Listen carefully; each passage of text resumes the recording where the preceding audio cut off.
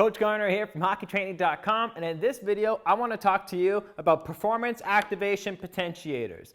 Now, the performance activation potentiator is a series of routines that I have hockey players do during the off season, and it fits right after the warm-up but before the workout. And the reason why we have it there is that's one of the best ways to create neural activation. Look, when you're trying to develop explosive speed in a hockey player, your brain immediately goes to three main areas: relative strength output, which is your total force capacity; speed of fiber recruitment, which is nervous system capability; and then lastly, your technique. Because it doesn't matter how much gym power and gym speed you develop if you don't have the on-ice technique to actually execute that great skating skill expression that you need in order to be efficient with your movement patterns. So relative strength, speed of fiber recruitment, as well as technique. With the performance activation potentiator, we are optimizing speed of fiber recruitment.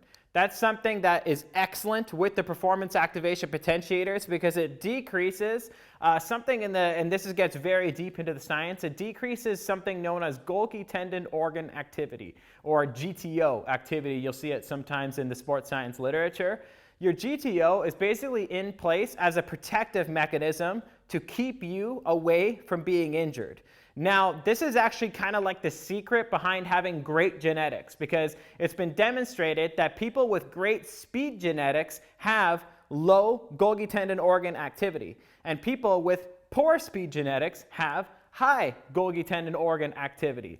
Golgi tendon organ, what it essentially does is it shuts down the maximum recruitment of your muscle fiber sequences to protect you from injury. So essentially, you can think about it saying, holy, Coach Garner is about to move at max speed. I'm going to decrease this speed because we might get a knee injury here. That's what it does. It's in place as a protective mechanism so that you don't move faster and you don't recruit more muscle fibers than your Golgi tendon organ has determined you can recruit without blowing yourself up and getting an injury. It's like having a car. If you jam your car all the way down, well, then your car might move fast, but it begins to break down. The Golgi tendon organ is in place so that you can't put the gas all the way to the floor. That you can only put it this far so that you don't break the car down, which in this analogy is your body. Performance activation potentiators, through a four-step process throughout the off-season, as you progressively overload them and as you work these movement patterns, you can train first-step quickness, acceleration, as well as decreased GTO activity. So it's something that I freaking love doing because it becomes a scenario where any athlete that comes your way, even if they don't have the best speed genetics, you can and will improve their speed because you're improving their first step quickness and acceleration. But just as importantly, through these routines, you reduce their Golgi tendon organ activity. That's absolutely massive. How do you set it up? Well, it's a neural activator, so you're going to be doing explosive movement patterns. You could think about a normal warm-up, like a muscle warm-up, and to increase core temperature and get joint lubrication and warm up the musculature. But this is a warm-up for the nervous system, okay? Normal warm-up, dynamic warm-up, muscle system, performance activation potentiator, nervous system warm-up. We activate the nervous system so that we have a more productive workout. And an easy way to remember it in your mind is pick 3 exercises and do 3 sets of 3 reps for each one, okay? I like to do 2 different performance activation potentiator routines all off season long so that I hit the multiple power highways that are important for hockey performance. Vertical for first step quickness and acceleration. Lateral for stride power and stride frequency. Ankle for excellent edge work. That would be routine 1, right? 3 exercises for 3 reps each, and we're going to do it for 3 sets. 3 sets of 3, 3 sets of 3, 3 sets of 3. That's routine 1. Routine 2 will be horizontal for top speed and deceleration. Deceleration specific by itself to create injury resilience, and becoming deceleratively strong is what's really going to decrease Golgi tendon organ activity because it basically consents that you are strong enough to stabilize the velocities that you're moving at. Very important. You actually need to decelerate in order to maximally accelerate. Sounds counterintuitive, but it's an excellent way to get faster. And lastly, upper body power, because hockey is a total body sport. It is not just a lower body sport.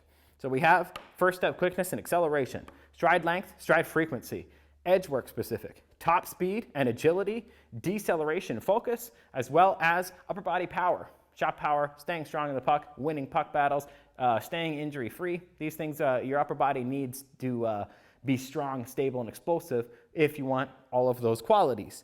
This is how we're setting it up. And how I like to set it up is I'll actually have this be routine A and this be routine B.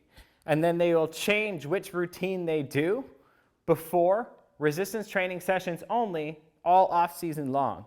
So for example, if your off season had total body A, total body B, and total body C, well then you would do routine A, day 1, routine B, day 2, and then back to routine A, day 3. So you just alternate these routines before every single resistance training session, all off season long. And I am, you could tell right now, this is one of the best things I think hockey players could ever do for a variety of reasons. Big one, GTO inhibition. No matter who comes your way, now you can get them faster.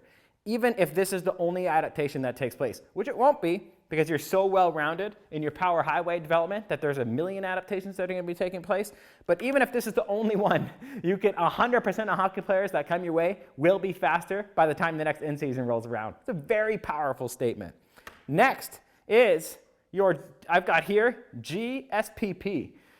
This is a cool component for hockey players.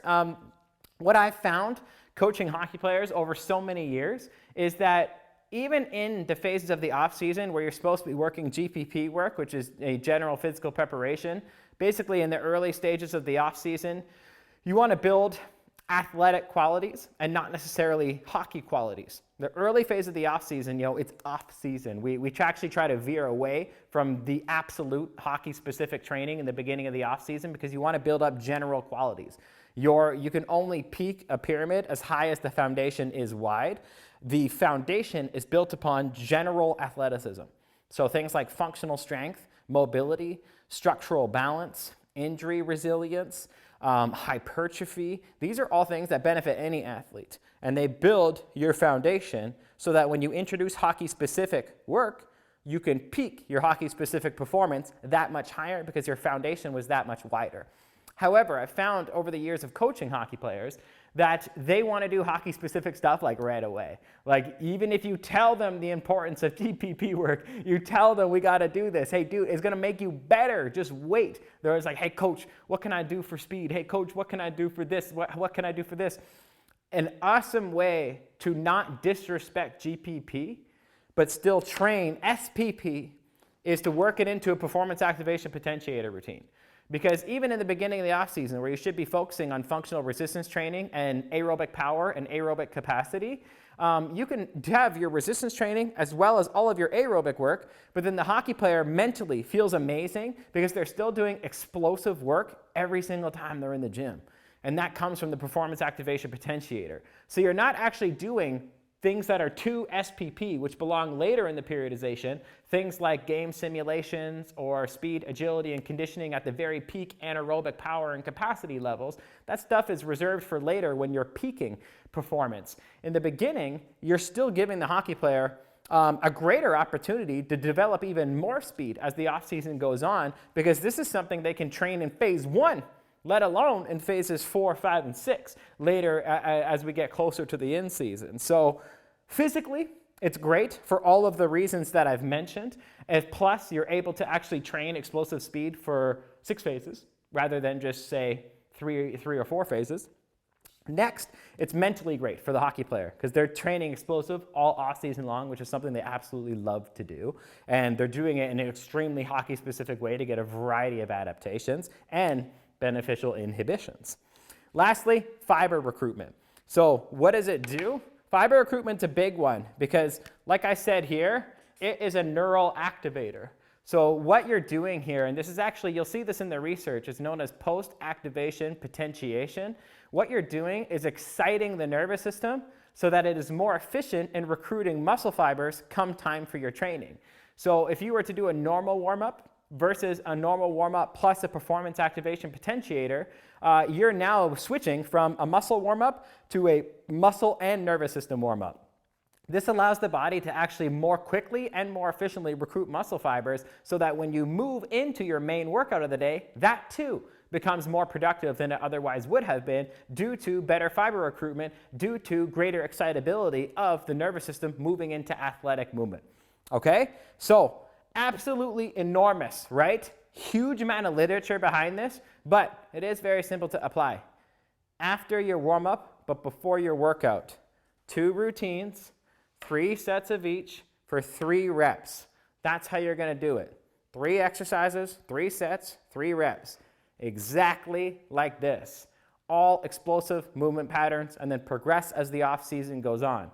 You want to continue to overload this just like you would through any other exercise in the off season. Just like you would overload an exercise from phase 1 to phase 6, you would want to overload, say, lateral work. You could move from a lateral bound to a forward skater bound, to a forward skater bound with single leg response, to a half kneeling lateral bound. You would continuously progress this as you would anything else. And as you progress this alongside your entire program, you're going to be a completely different hockey player next year. All right? Absolutely huge thing that takes this much time to finish in the gym before your training, especially for how many benefits that it provides you. All right? Thanks so much for watching. Smash the thumbs up button. Let me know if you got questions in the comment section below. And of course, subscribe to the Hockey Science Unleashed channel if you want me to keep giving you major sports science tips just like this. Let's go.